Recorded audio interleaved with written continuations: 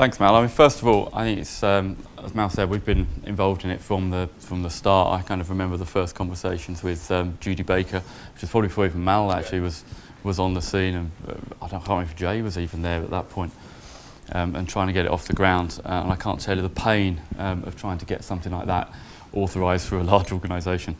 But I've still got the scars, unfortunately, from that one. But it's great to see it get to a point where there's so many people here today. The cyber camp, which has been talked about for a couple of years, I think, off and on. So it's great, and I think it's a great thank you needs to go out to the people who've organised this, to the challenge, and the hard work and efforts put in to organise this, because there's a huge amount that goes on behind the scenes that I suspect very few people are actually aware of, sat around the tables. So I think it's a quick round of applause for the people organising it. So I found out I was going to be stood up saying something a few days before going on holiday during August. And I got back last week and I kind of thought, oh, there'll be plenty of time when I get back. I'll think of something vaguely amusing and witty to say for a couple of minutes. And then I arrived back in work on Monday. So you think you've had a busy time here over this last 4 days, and I've been talking to the guys here about what you've done. And actually, I think we've had quite similar weeks. I was greeted on Monday morning when I got back from leave, feeling all nice and relaxed and chilled, thinking, what could possibly go wrong? I was greeted with our senior technical leads running around with their arms in the air, going, the world has fallen in, we're under a sustained attack. So some of our secure hosted clients are under a sustained attack and have been since middle of the previous week. It isn't your usual DDoS attack, it was something a little bit more sophisticated.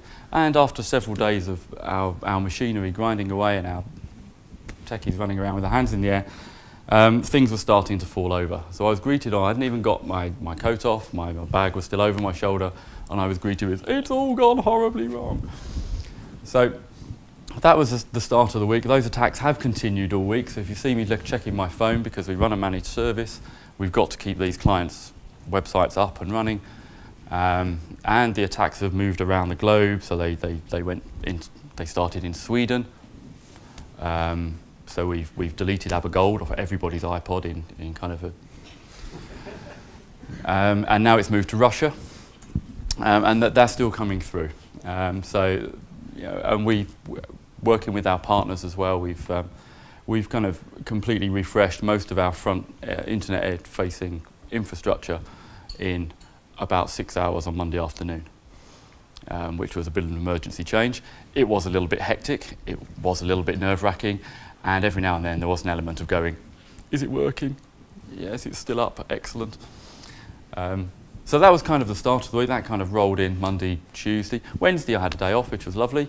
When I say a day off, I was invited by Cisco down to the Paralympics. So instead of a presentation, I've bought the phone. No, I haven't, don't. So that was a good day, but spent most of the time on the phone still sorting out the problems we had back at base. Thursday, I spent with one of our other clients who wasn't actually being attacked. And as clients do, and I'm sure those people who have jobs, clients do tend to like to have a good moan.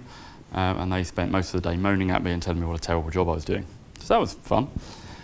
And then on Friday, I spent with our cloud service provider that we have a relationship with. So we've developed the first assured cloud in the country. So it's a community cloud for some law enforcement clients, and it's the first cloud that runs at IL3, which is kind of equivalent to UK restricted and above.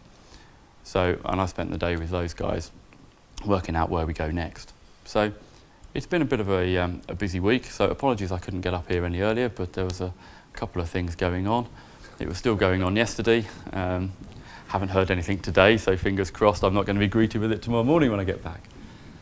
But the other thing I wanted to say very quickly was the way that the challenge and the way the challenge has been in the media and IT security in general and cyber security the perception of it has changed over the last 2 or 3 years.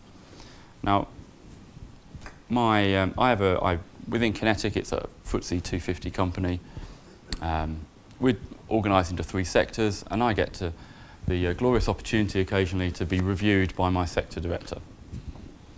So he runs about a third of a FTSE 250 company. And normally about halfway through the review, he turns to me and just goes, I have no idea what you do. As far as he's concerned, in his own words, what I do is a defence against the dark arts. That's exactly how he describes it.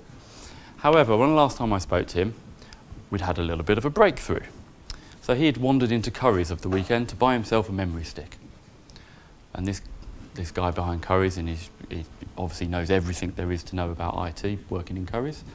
And he said, don't bother with a memory stick. For about the same value, you can buy twice as much storage in the cloud. And my sector director turned to him apparently and said, that's very interesting. So where does that cloud, where does it ground? Where are the servers? Is it in the States? Is it governed by the Patriot Act? So what happens at the end of it when I don't decide to pay anymore? What are you going to do with my data? Where is it? Who has access to my data?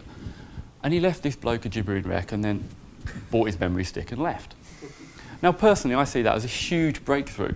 So this is a guy 2 years ago described what I do as defence against the dark arts. And in the last month has managed to turn somebody, has actually understood and has turned somebody into a gibbering wreck in a department store when he's buying some IT equipment. Now for me, that's a huge breakthrough. And that's actually fairly common, I think, around industry at the moment, is that knowledge about IT and IC security and how important it is coming much more to the fore. So the work that the challenge does, and the work that hopefully you guys will do when you get back to either where you work or when you move into the cybersecurity roles that you're obviously destined for, otherwise you wouldn't be here, then I think that just needs to carry on and get it further up people's agenda.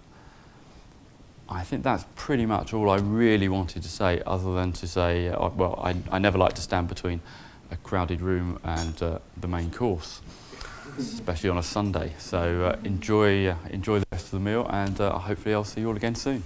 Thank you.